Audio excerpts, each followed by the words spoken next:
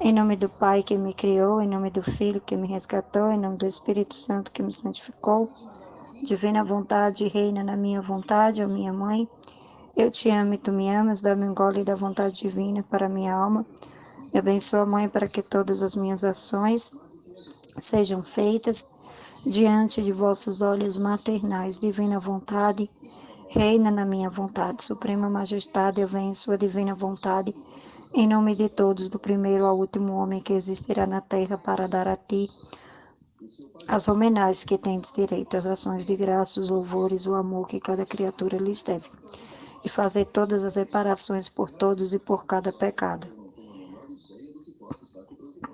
Vem, Senhor Jesus, nesta ação que estou a fazer e em todas as ações que eu farei durante o dia. Nesse trecho da vida íntima de Nosso Senhor Jesus Cristo, nós vemos a mortificação dos membros que Jesus passou, né? Ele passou essas mortificações em reparação por toda a humanidade, né?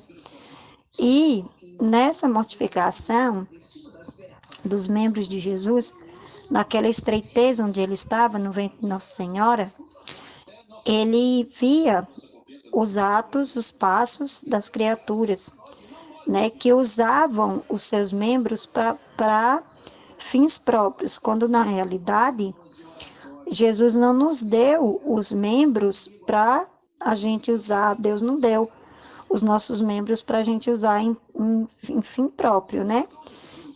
Jesus nos deu os membros para que a gente pudesse caminhar para Ele, andar, falar dele, pensar nele, olhar como Ele, né? Então, assim, nessa aflição dos membros, né? Ele reparava ao Pai, né? Ele passava o tempo todo reparando ao Pai por aquilo que a gente fazia de errado, por aquilo que a humanidade fazia de errado, né?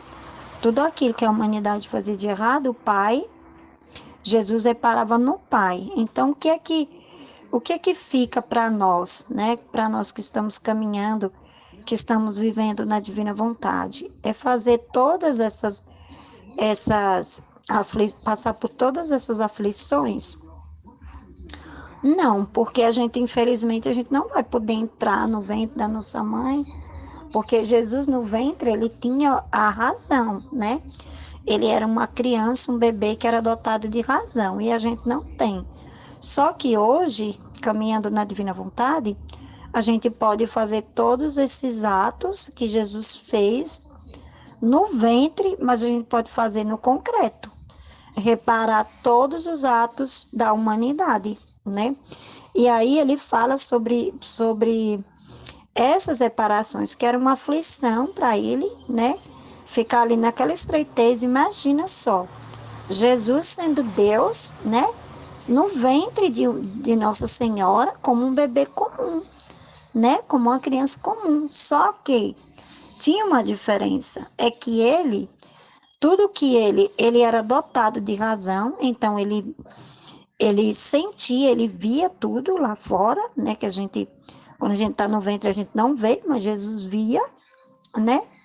E hoje a gente pode se tornar essas crianças na divina vontade, vendo tudo lá fora, né? Estando no ventre de Nossa Senhora, nos colocando no coração de Nossa Senhora, né? E vendo tudo lá fora e fazendo essas reparações, né? Como Jesus fazia. Todos os atos que ele via da humanidade, ele reparava por cada aflição. Se vocês lerem a vida íntima, vocês vão ver isso, que a aflição dos membros é só uma parte de pessoas, né?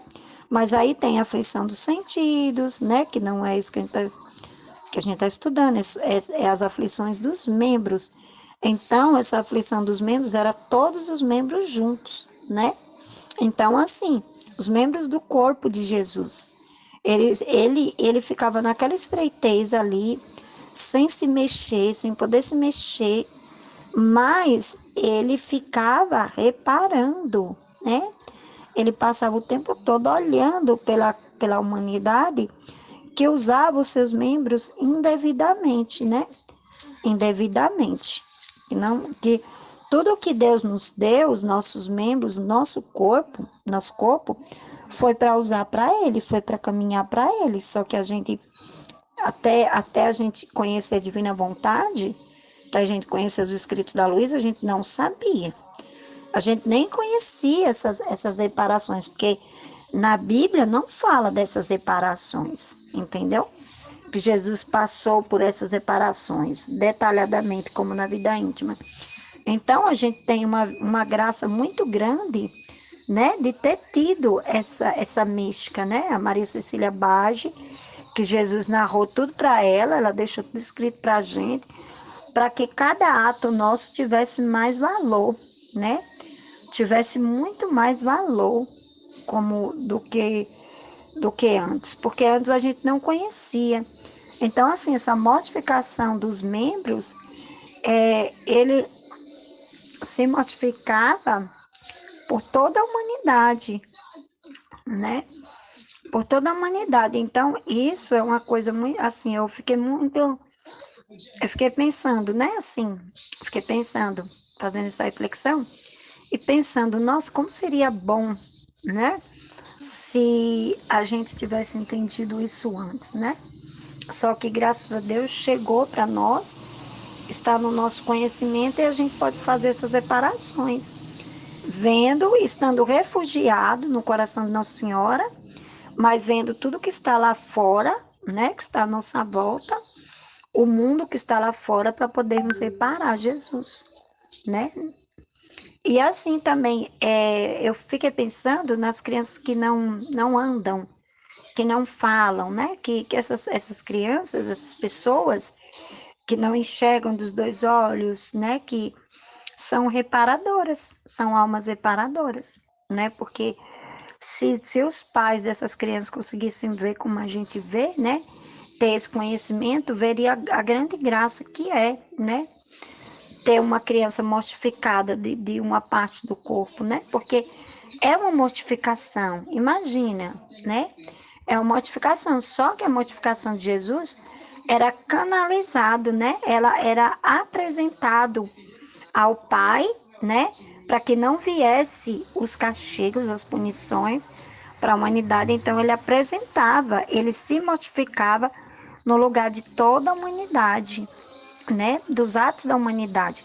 Isso é muito incrível.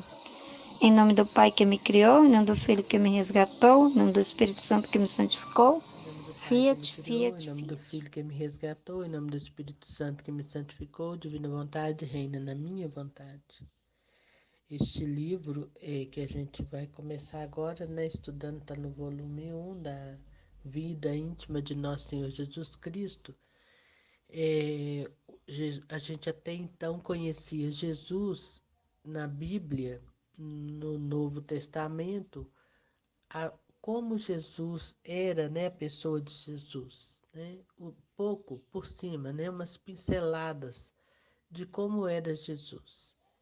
E nesses livros que Jesus ditou para a abadesa Maria Cecília Bage, e ela, né, escreveu esses volumes intitulado Vida Íntima de Nosso Senhor Jesus Cristo, vai contar o que ele viveu nele, dentro dele, porque as pessoas nos conhecem aparentemente, sabe quem nós somos, aonde nós vamos, né, o que nós frequentamos, sabe do nosso trabalho, sabe né, conhece a nossa vida assim, por cima, quantos filhos temos, né, conhece a nossa vida.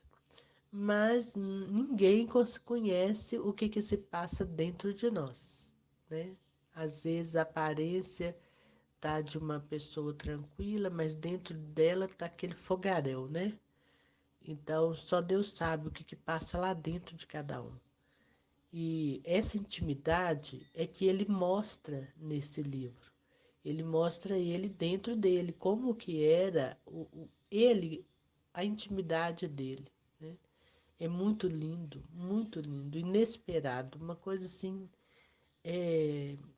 só de Deus mesmo, porque ele vai contar desde a encarnação dele, né, tudo que ele passou, todas as privações e todas as reparações que ele fez, porque a vida de Jesus na terra foram 33 anos de pura reparação em tudo, todos os minutos da vida dele. Ele não viveu um minuto aqui para ele próprio. Ele viveu a vida dele inteira em reparação, né? Isso quer dizer, e tudo que ele fazia, tudo que ele vivia, que acontecia com ele aqui, ele oferecia ao Pai por nós, pela nossa salvação. Então, não foi só lá no Calvário que ele se ofereceu pela nossa salvação. Ele se ofereceu desde o minuto primeiro no Fiat de Nossa Senhora, na encarnação. Ele já estava operando neste sentido de reparar por nós. Por isso que a gente tem que agradecer muito a Jesus, muito, muito, muito.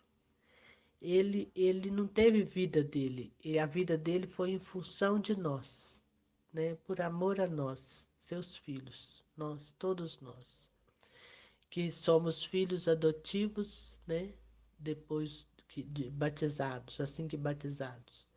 E depois da divina vontade, entrando na divina vontade, nós nos tornamos filhos legítimos, né? Além do batismo. É muito profundo, né? Mas vamos por partes. Então, quando ele se encarna no seio de Nossa Senhora, né, diferente de todas as outras encarnações que existem no mundo inteiro, né? Ninguém, todos os bebezinhos, todos os, né, os embriões, não tinha, eles são privados, nós fomos privados de, como é que eu vou dizer, de sentimento, de consciência do que estava nos acontecendo, né? Nós não sabemos, apesar que muitas marcas ficam, né? Que hoje a ciência já diz que se a mãe quis abortar, por exemplo, a criança nasce com uma marca profunda, né? Mas é sem consciência, nós não temos consciência disso, nós não sabemos como que foi. Mas Jesus sabia, ele veio com toda a consciência, ele todo, desde o primeiro minuto da concepção dele, ele sabia muito bem onde que ele estava, o que que ele estava vivendo, que ele estava ali preso, o Criador de todo o universo, de todas as galáxias, o Criador de tudo, o ser mais supremo e mais livre que já pôde, né, existir, incriado, ele estava dentro de uma criatura e estava privado de movimentos, privado de luz, privado de audição, ele estava privado dos seus sentidos, porque ele estava ali já reparando por nós. Todas, por isso que todas as crianças são divinizadas enquanto elas não têm o uso da razão, enquanto elas não podem pecar porque elas não sabem o que estão fazendo, elas são divinizadas, porque Jesus divinizou nesse ato dele, dessa encarnação, dentro de uma criatura, mas eu quero dizer bem claro aqui que a criatura era a criatura das criaturas, Nossa Senhora. Ela, ela, diferente de todos nós, ela foi a mulher que Deus criou antes de toda a criação.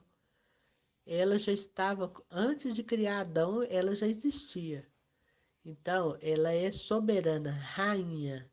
Então, não vou misturar as coisas aqui com os evangélicos, não achando que ela é uma mulher qualquer, porque jamais, jamais. Nós temos que reparar por esses irmãozinhos que pensam, né? Que deixam se levar por esses pensamentos que são malignos, né?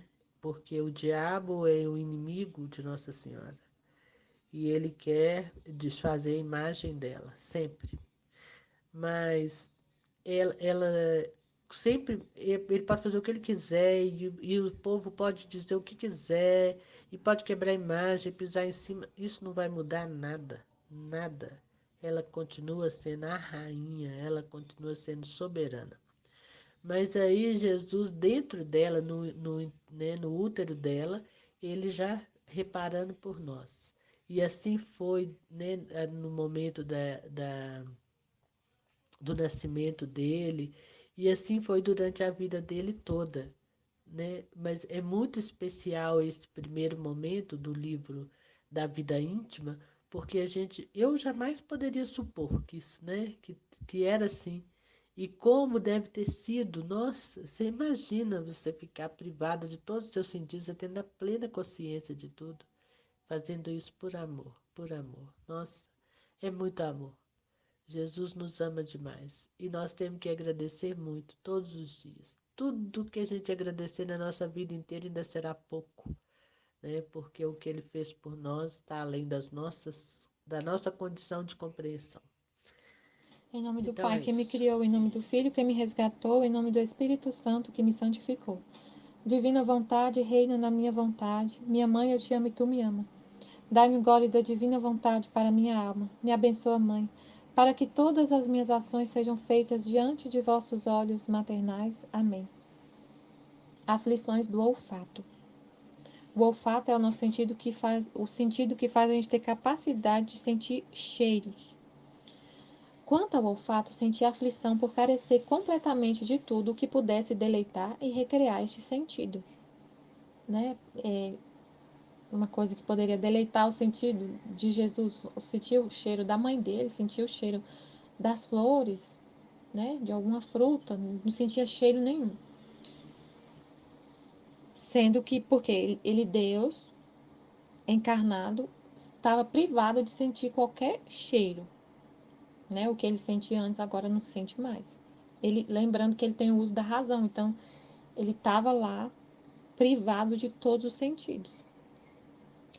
Ofereci ainda isto a meu pai em desconto de todas as ofensas que recebesse de meus irmãos relativamente a esse sentido.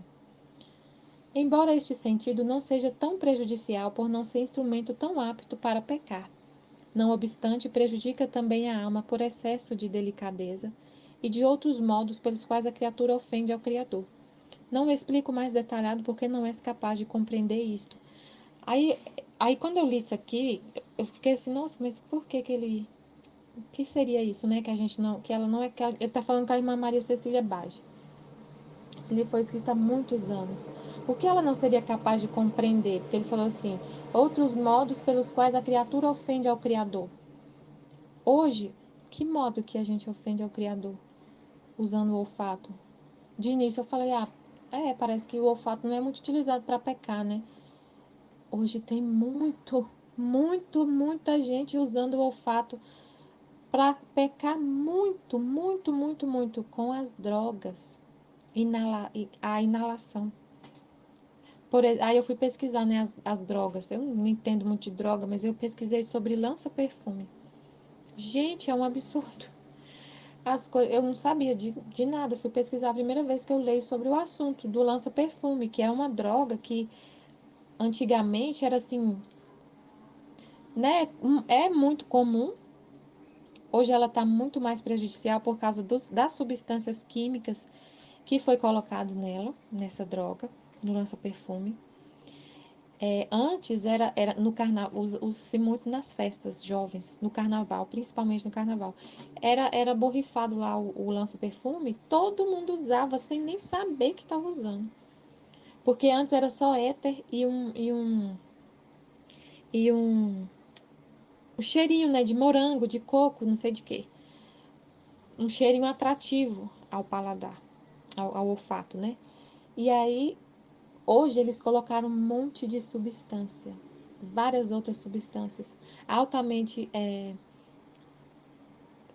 como é que fala? Altamente voláteis. E aí você inala e aquele cheiro entra no seu corpo e causa um estrago.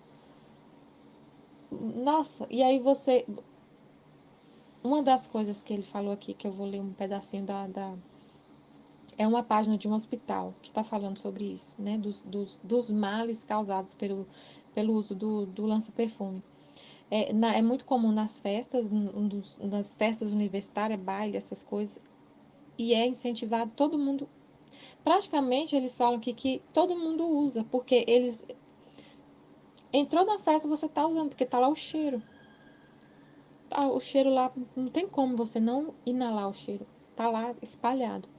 Essa é uma das táticas para promover a adesão de mais jovens ao consumo dessa droga barata e de fácil acesso. O que ela causa? Sensação de euforia repentina, sensação de alegria e hiperatividade. Muitos ficam acelerados, verbalizam palavras sem sentido e dão gargalhadas. E aí esse sentido do olfato, sendo utilizado essa droga, leva a pecar a língua, que ele falou tanto, que é o sentido que o ser humano mais peca contra Deus. Palavras sem sentido, imagina, um monte de coisa que se fala, né? No entanto, esse bem-estar ilusório vem acompanhado de perturbação motora, auditiva e visual. Começa a alucinar. Também contribui para a perda do autocontrole emocional. E aí vem o quê? Agitação e agressividade.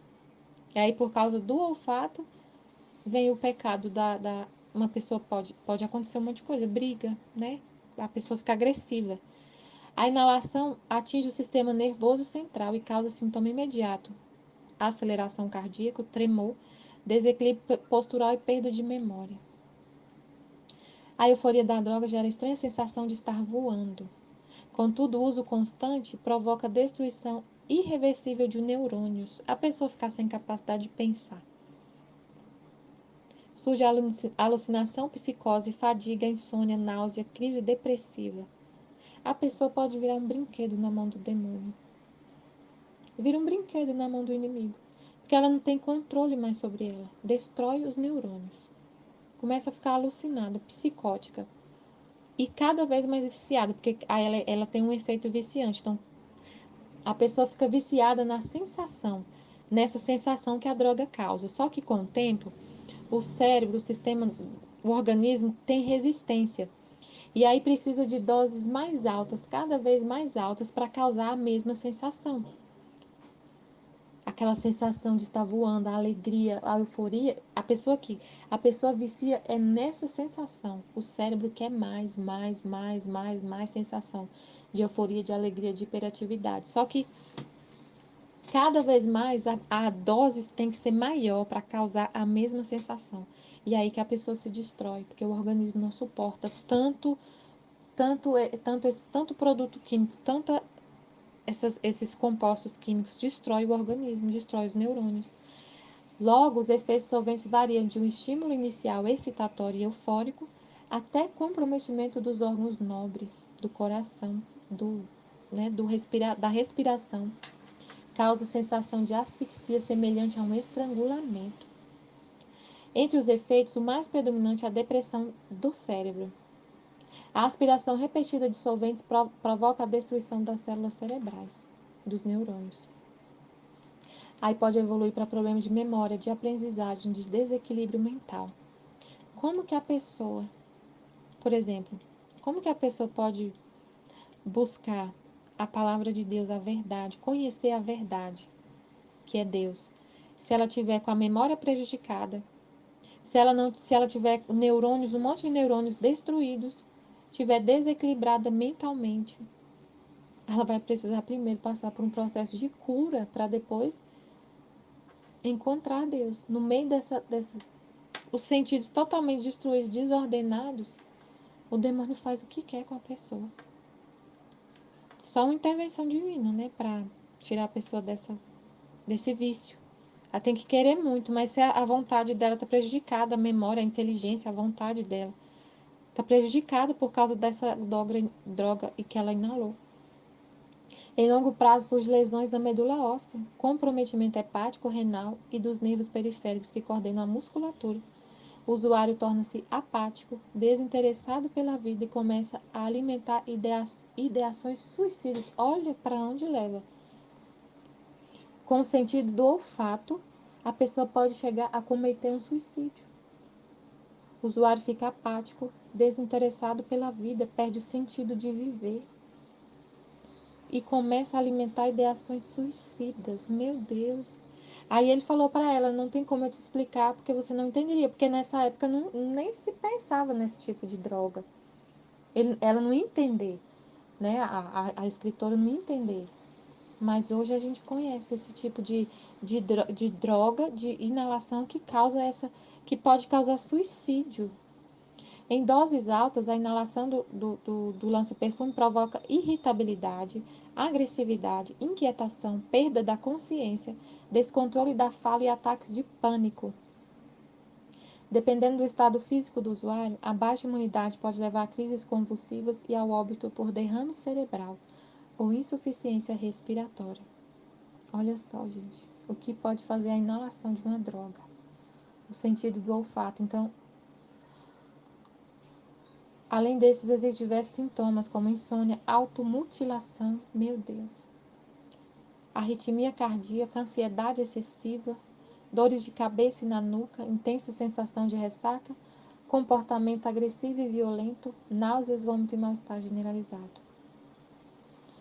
Então, Jesus sofreu muito, sofreu nesse sentido, né, ofereceu essa privação, essa mortificação para reparar esse tipo de pecado também. Então, o que ele não conseguiu explicar para ela, para Maria Cecília Bage, hoje ele consegue explicar para a gente. Que está vivendo nesse tempo tão triste, né? Porque tem muitos jovens usando essa droga. Muitos jovens, muitos, sem nem saber. Muitos nem sabem que usam, porque eles jogam, borrifam na festa. E a pessoa não sabe que está usando. Digo-te, porém, que aquele que mortifica este sentido adquire muitos méritos. A graça divina sempre o ajudará em virtude do que eu sofri e ofereci a meu Pai. Não julgues, esposa caríssima, que sofri somente a privação deste sentido em todas as coisas que poderiam agradar-me naturalmente, mas privei-me ainda de fruir do odor suavíssimo que exalava minha humanidade unida ao Verbo. Nossa! Ele privou de sentir o próprio cheiro dele, do corpo dele. Porque a força da divindade fazia com que o meu corpo emitisse um suavíssimo odor, o perfume dele mesmo. Ele foi privado de sentir o próprio cheiro dele. Porque a humanidade dele unida ao Verbo exalava um perfume suavíssimo, como tem santos que exalavam esse perfume, como o Padre Pio. Embora não fosse por todos percebido, sentia-o todavia minha dileta mãe. A mãe dele sentia, que lindo. Às vezes mais, outras menos, conforme queria que também ela ficasse privada disto, a fim de que se mortificasse e adquirisse maior mérito. Então ele privava a mãe dele também de sentir esse cheiro natural que saía do corpo dele. Eu, todavia, renunciei a este prazer e deleite que podia proporcionar à minha humanidade, querendo carecer completamente de toda consolação, para assim pagar os débitos de meus irmãos e satisfazer a divina justiça pelos mesmos sentidos pelos quais meus irmãos o irritavam. Ele careceu, a mãe dele, ele se privou totalmente desse consolo, de sentir o próprio cheiro dele. Eu imagino que a mãe dele também exalava esse perfume. Mas ele se privou. Aqui ele não falou isso, mas eu imagino que a mãe dele também exalava, porque pela santidade dela, né? Por causa do santo, por exemplo, o Padre Pio exalava esse perfume. Mas o Padre Pio tinha as chagas de Jesus, né? Ele exalava, o cheiro era de Jesus, então, que Jesus vivia nele. Ele tinha as chagas de Jesus nas mãos, não sei. Eu sei que ela também não sentia todo momento, às vezes mais, às vezes menos, ela sentia. Eu fiquei imaginando como o menino Jesus exalava esse perfume, né? Que hoje o bebezinho, ele já tem esse cheiro, né? O bebezinho recém-nascido, criancinha pequena, mesmo sem passar perfume nela, ela é cheirosa, aquele cheiro gostoso. Imagina o menino Jesus.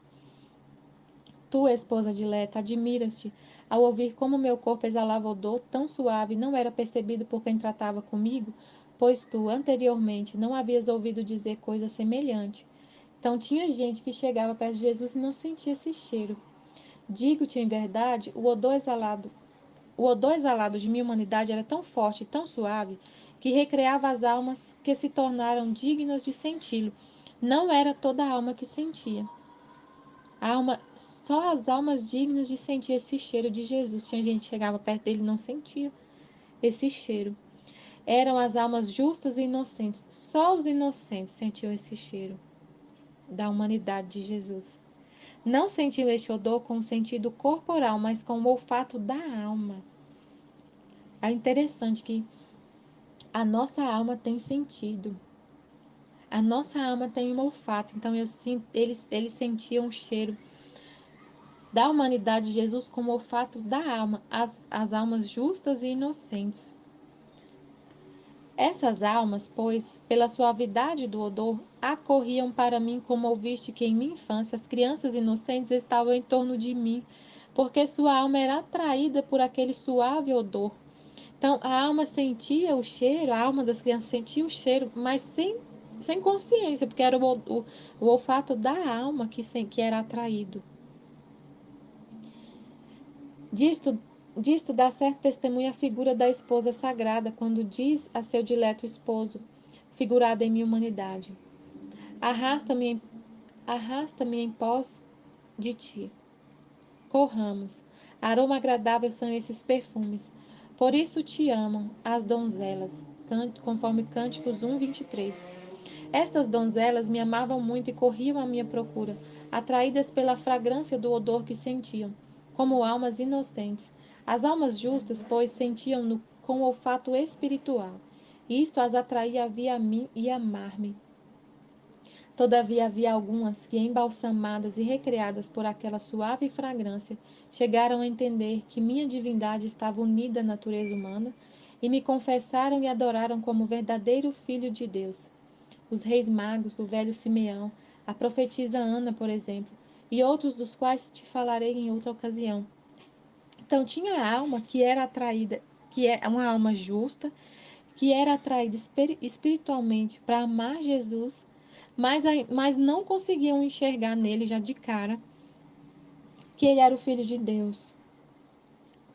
Elas eram atraídas porque elas, sendo justas, elas tinham esse olfato, esse sentido mais aguçado, para encontrar outra alma também justa, e era o próprio Deus, né? A alma de Jesus atraía as almas justas. E umas tinham esse sentido tão aguçado que chegaram a entender que Deus tinha se encarnado e já falaram que Jesus era o Filho de Deus, como Simeão. Quando Simeão pegou Jesus no colo, ele entendeu que era o Verbo encarnado. Nossa Senhora relata na apresentação do menino Jesus. Ele pegou e já entendeu que era o Verbo. Os reis magos também, a Ana e o Simeão. Por agora te digo que me privei completamente de sentir esse agradável e suave odor que minha própria humanidade exalava. Fiz isto, como te disse anteriormente, em desconto de todas as ofensas que com olfato cometeriam meus irmãos. Então, essas ofensas que vários hoje cometem, de pensar hoje, agora. Quantas pessoas usam essas drogas que é para inalação, que é por inalação? E quantos prejudicam os outros? Por exemplo, quem fuma, né? Ele está prejudicando o olfato, está prejudicando e está prejudicando outras pessoas, prejudicando o corpo, né? Não a alma, mas está prejudicando o corpo, fazendo mal aos outros, fumando cigarro. É uma ofensa a Deus, porque você está prejudicando a saúde, prejudicando uma pessoa. Não julgues, esposa dileta, que essa fragrância fosse um simples odor, isto é, de uma única coisa e que proporcionasse um só deleite.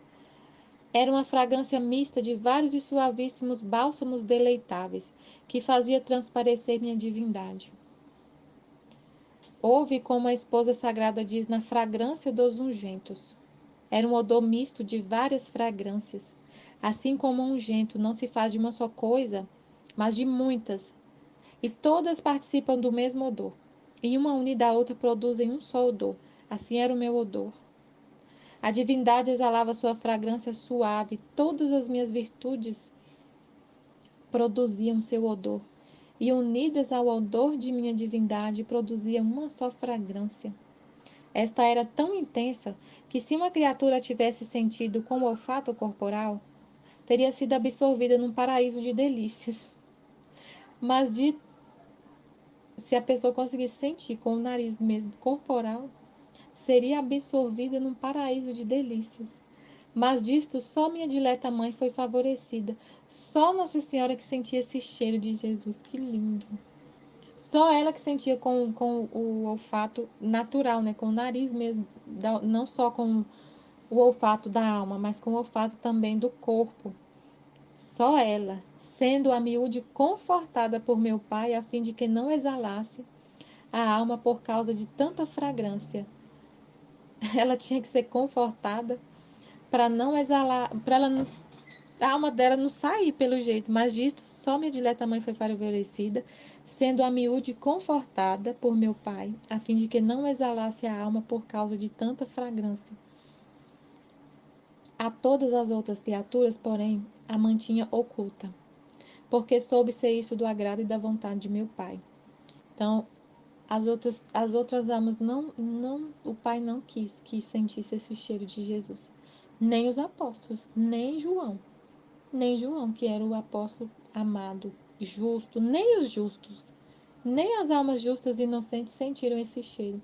Sentiram só com o olfato da alma, mas com o sentido mesmo do corpo, só Nossa Senhora. Estivemos e sempre estaremos reunidos em nome do Pai, do Filho e do Espírito Santo. Amém. Eu estava sobre essas sensações que essa droga que eu citei causam, né? Eu fiquei pensando, assim, como o inimigo copia as coisas que Deus faz.